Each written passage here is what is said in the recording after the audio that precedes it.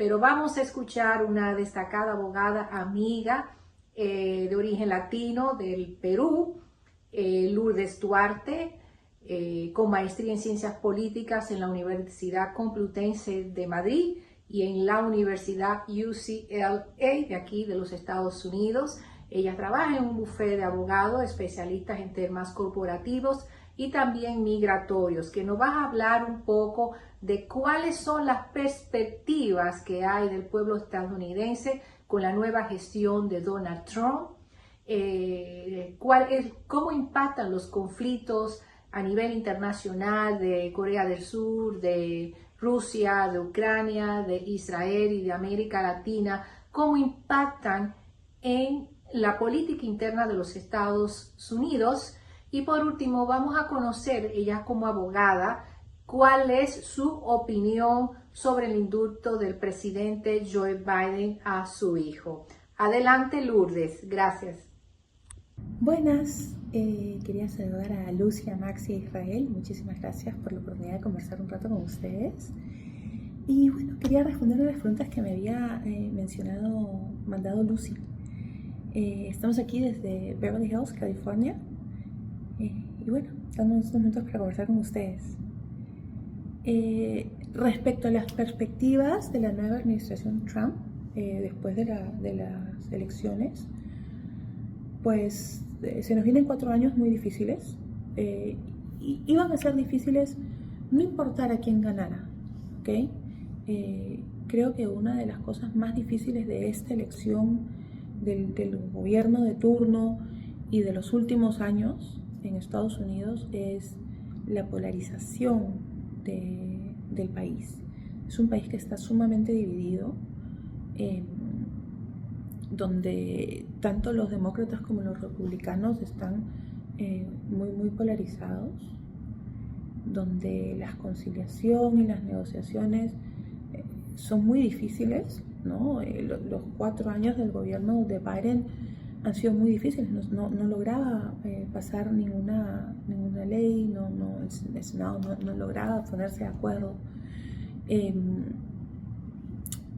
Aunque en este caso pues Trump tiene el Senado y la Casa, igual creo que va a ser unos años difíciles en temas de gobernabilidad,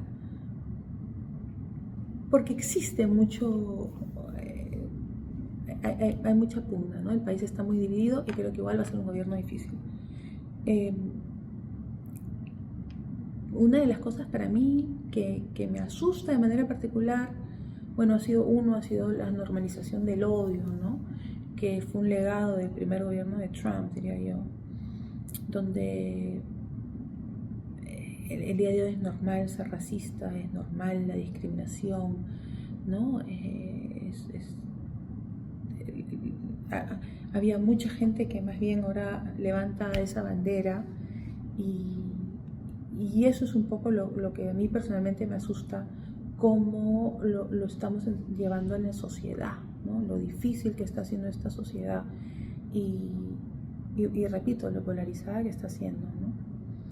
En términos más legales, pues tenemos una Corte Suprema ya conservadora, y si es que en caso a Trump le tocara designar alguna designación para la Corte Suprema, esperemos que no, se volvería aún muchísimo más conservadora, ¿no? Y esto sí sería un gran retroceso en temas de jurisprudencia y legislación, ¿no? A nivel federal.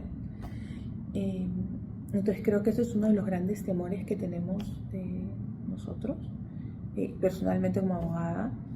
Y el otro tema que sí se menciona mucho es el tema migratorio, ¿no? Que también es un tema que se maneja en términos federales.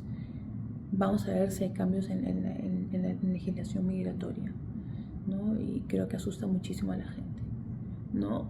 Enlazo con la siguiente pregunta sobre política internacional, ¿no? Creo que ese es otro de los grandes temores de esta nueva administración, o no de la administración, sino de la gente, es cómo va a llevarse la política internacional cuando tenemos tantos conflictos, ¿no? Podemos hablar del conflicto Ucrania-Rusia, Trump ha mencionado durante la campaña que él terminaría el conflicto en un día. Si entendemos que es muy cercano a Putin, pero hay que ver cómo se llevaría esta negociación. Hay un par de ensayos de un ex trabajador de Trump, de hecho jefe de seguridad nacional del gobierno de Trump, que explicaba que una de las salidas al conflicto Ucrania-Rusia sería en que Estados Unidos todavía apoyaría a Ucrania de manera con el armamento, pero en una transición, ¿no? Con la intención de que entre en conversaciones y en diálogo con Rusia para llegar a un acuerdo de paz. ¿Okay?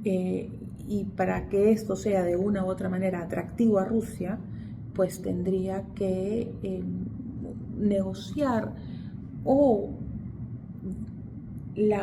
posponer el ingreso de Ucrania a la OTAN o vetarlo completamente, ¿no? No sabemos si esta es la medida que tomaría Trump, pero entenderíamos que si ha sido uno de sus ex consejeros, uno de sus asesores, pues por ahí iría los consejos que le darían, ¿no? Al mismo tiempo tenemos ahorita el conflicto en el Medio Oriente, ¿no? Trump, una de las cosas que dijo fue que durante su gobierno Hamas nunca hubiera atacado a Israel, y eso era porque durante el gobierno de Trump él tenía medidas muy políticas, muy duras en contra de Irán, y entendemos que Irán es quien subvenciona a Hamas.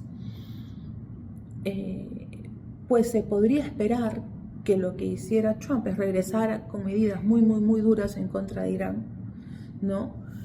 Más bien eso desmantelaría un poco el apoyo nuclear que tenemos en Irán, lo que tiene Estados Unidos en Irán, y habría que ver en qué manera también podría desestabilizar a la región, ¿no? Porque el conflicto no solamente es la invasión, los ataques a Israel, ¿no? Y sabemos que Trump es un gran colaborador o apoya muchísimo a Israel, ¿no? De hecho, un ejemplo claro fue cuando mueven la embajada de Tel Aviv a Jerusalén, ¿no? La embajada de Estados Unidos. Es un apoyo claro a Israel. Y bueno, y por otro lado tenemos a China,